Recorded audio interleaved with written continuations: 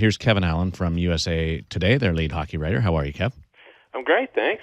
A couple of things. One, congratulations on the most recent honor bestowed to you. And number two, wanted to get your opinion on, are you still president of the Professional Hockey Writers Association? I am indeed. Okay. Yeah. Now, is that the group that was involved heavily in the All-Star team last year? In the All-Star, yes, it was. Oh, okay. We were heavily involved. I questioned having you on today for the simple reason that we have esteemed hockey writer Scott Morrison with us, and I thought he could answer the same questions, but I didn't realize this great honor, so now I'm thrilled we have you on. It's great balance. And this is a conversation, really, where Mac and I should step back. Yes, and let the writers. And let these guys who've been editors and longtime writers and obviously part of the Professional Hockey Writers Association debate this. We're talking about what Joe Thornton said yesterday. And in the middle of a scrum, people were talking about the Thomas Hertl celebration, or the goal to score 4 goals the other night against the New York Rangers when he went between the legs. And Thornton interjected himself into that scrum involving another player and said, "Have you ever played the game? Come on." And then proceeded to describe what he would do with his celebration if he scored 4 goals. And it was vulgar, it was rude, it was crude. It's all over Twitter if you're really that curious about it. And Jason Botchford went ahead and reported it. I think he was the only one.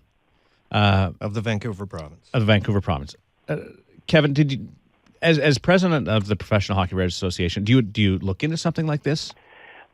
We certainly did talk about it, but to be honest, we're a fraternal organization. We're not a union, and his issues and his workplace issues really come down to what his newspaper dictates. But we deal mostly with credential issues, and we stand up for each other when those are issues. But saying all that, personally, I feel like I'm just stunned by that. That happens all the time. Yes. Routinely in NHL dressing rooms when guys make comments, they interject their thoughts in the middle of interviews. It's usually humor-based. We all hear it. We all ignore it. Mm-hmm. It's sort of an implied off the record. So would you have reported what Joe Thornton? Not even wouldn't even considered it. And to be honest, and I feel confident saying this, had I done that and my boss would have posted it, and I've had the same hockey boss for 20 years, we'd have been fired within 20 minutes. It just wouldn't have happened. Well, there was no scoop there. Not having that information. Would you have reported it, Scotty? Not at all. Not at all. And as Kevin said, I've been in dressing rooms for 30 years, professional dressing rooms for 30 years. I've seen a lot of stupid things. I've seen a lot of funny things, and comments have been made. You have to remember, as media, you're invited into a private area. And this could very easily, and the PHWA, Kevin's association, I'm a past president, one of the other things we fight for is access. The access in dressing rooms to players and to coaches. But you have to respect that you're going into a private area. And things are going to happen that, as Kevin mentioned, are implied to be off the record. That players are allowed to do things, coaches are allowed to do things that are not public information. But he did interject himself into a media scrum. He did. He did, but that's standard operating procedure. We go through this all the time, and we filter it out because it's their house. And, we all understand the rules. I just don't think, to me, what I see is the reporter there went rogue. He went outside of what I would say is acceptable practice. Now, some people have tweeted, hey, Joe needs to be smarter than that. Well, yeah, I can make that case. But he is not the first guy who has ever made a lewd remark. Kevin, I think he should apologize. Joe Thornton should apologize. To the fans. That's, I don't know. I'm not saying he's responsible for it.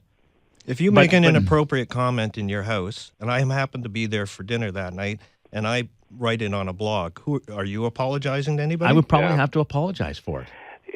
Plus, the other point, it was not a derogatory comment directed at someone specifically. Yeah. This is just a lewd comment. This is just inappropriate language in the workplace, but not directed at anybody. It was not news.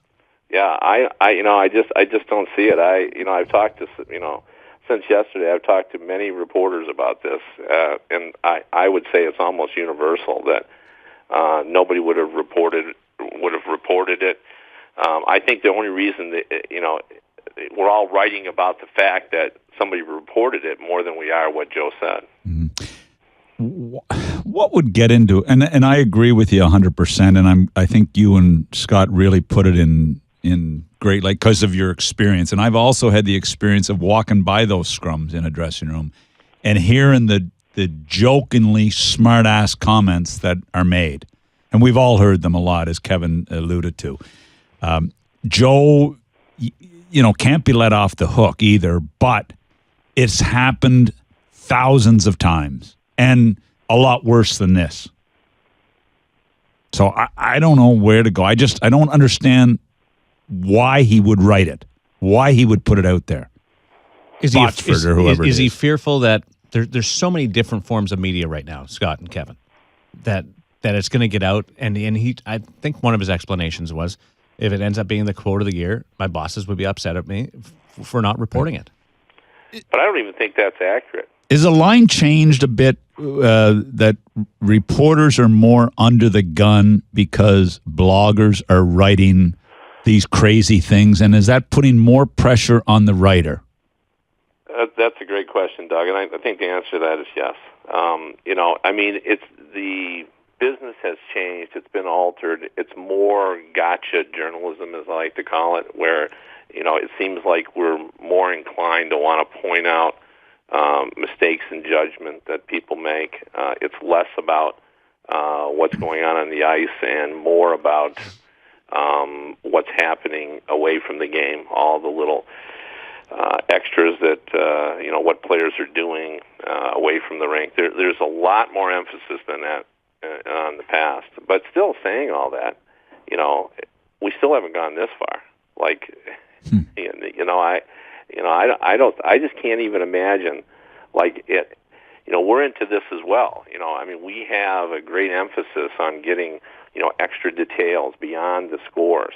We're into that. But if I had been in that room and 5 other people had reported the same thing, my boss would not have said to me, "What were you thinking, not writing that?" There's no way. And I think that's true in most of the mainstream publications today, even with all the changes. I don't think a reporter, as he said, would have gotten in trouble if others had reported it and then I hadn't. And what was curious, too, is that if the reporter felt, I better send this in just in case, it's still somebody else, an editor, looked at it and still posted it. So that's what I found curious beyond that.